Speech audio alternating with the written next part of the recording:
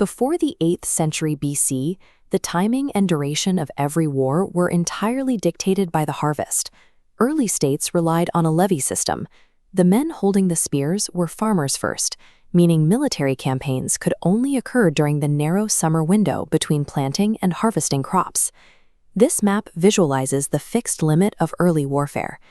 An army could only march as far as their walking speed and limited rations allowed before the agricultural calendar forced a retreat to the fields. Because of this hard time limit, early hegemonic powers struggled to garrison troops in distant territories. They raided, extracted tribute, and returned home, allowing the conquered lands to rebuild and eventually rebel. Expanding beyond these borders required a system that could operate outside these geographic and temporal limits. By 671 BC, the Neo-Assyrian Empire covered 1.4 million square kilometers, stretching from Egypt to the Persian Gulf. This geographic footprint far exceeded the seasonal constraints of the traditional levy system. A regional power cannot maintain a territory of this scale with temporary troops who must return to their farms every autumn. Behind the documented violence of the Assyrian state was an immense logistical framework that kept the territory from fracturing once the initial campaign ended. Assyria achieved this incredible scale by engineering a logistical revolution, inventing the standing professional army, and building the required infrastructure. When King Tiglath-Pileser III took the throne in 745 BC, the Assyrian state was overleveraged, struggling to pacify territories that were too distant for the seasonal militia to manage. His solution was a structural overhaul. He abolished the seasonal levy model and replaced it with a permanent, centralized fighting force. These men fought year-round. To fill the ranks of a massive permanent force, Tiglath-Pileser integrated conquered vassal troops, including Aramaeans and Greeks, directly into the main Assyrian military structure.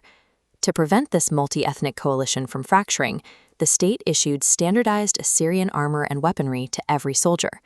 Equipping an Aramaean conscript exactly like a native Assyrian erased visual and tactical differences, creating a homogenized state instrument. Tiglath-Pileser III converted the soldier from a temporary seasonal obligation into a permanent professional class. Keeping thousands of men in the field through every season introduced a new logistical requirement: a continuous, massive supply of calories and equipment. Assyria supported this force by constructing a state communication system. Relay stations and paved roads across the empire allowed for rapid troop movement and steady supply chains. This stone relief shows a critical adaptation for arid climates: the domesticated camel. These animals were integrated into state operations because they could carry 5 times the load of a donkey while requiring significantly less water across desert supply lines. They also engineered upgrades to their transport vehicles, adopting metal-tired wheels made of copper, bronze, and iron to ensure supply wagons survived rough terrain. Operating on paved roads with specialized pack animals and durable wagons, the Assyrian military could strike targets far beyond their traditional borders. The backbone of this empire was a rigorously maintained network of supply caches and infrastructure. Beyond logistics, the Assyrian war machine iterated its tactical doctrine based on the specific terrain of its enemies. When campaigns pushed east into the rugged Zagros Mountains, the traditional heavy war chariot, the staple of early Mesopotamian warfare, became useless on the rocky inclines. This carving illustrates an early adaptation to this problem. Soldiers mounted on horseback could navigate the rocky terrain far better than heavy-wheeled chariots, maintaining deadly ranged attacks.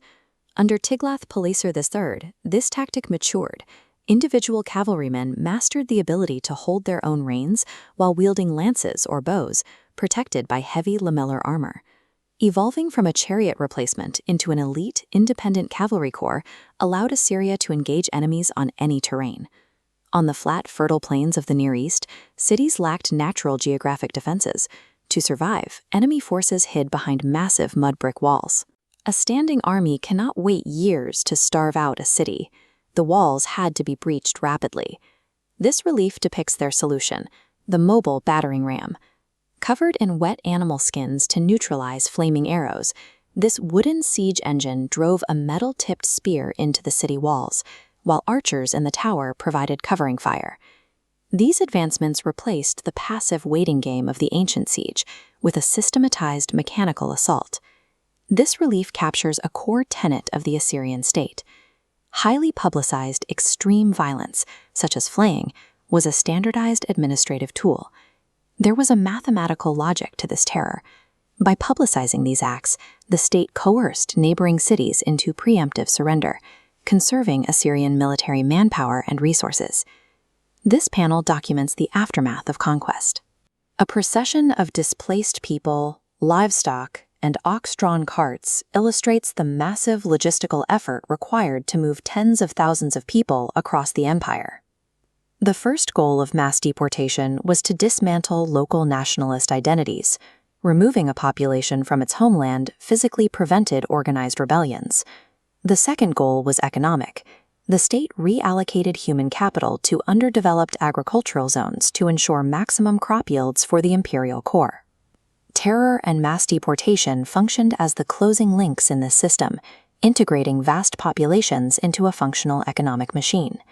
The Neo-Assyrian model functioned as a feedback loop. Conquest yielded tribute and foreign manpower, which fed the standing army, which in turn secured further conquest. But as the empire expanded, the loop broke. Rebellions on the periphery demanded constant, exhaustive military attention. This system possessed a fatal flaw. Prolonged attritional sieges against stubborn uprisings, particularly in Babylon and Elam, severely drained the core population of native Assyrian troops. As the outer provinces broke away, they cut off the supply of tribute horses and foreign conscripts. The standing army was starved of its essential fuel. The collapse was rapid. Nineveh fell to a coalition of enemies in 612 BC, and by 609 BC, the Assyrian state was entirely erased. While the state fell, its operating system, professional armies, state roads, and the mechanics of integration proved that large-scale geopolitical control was logistically possible, providing the template for the empires that followed.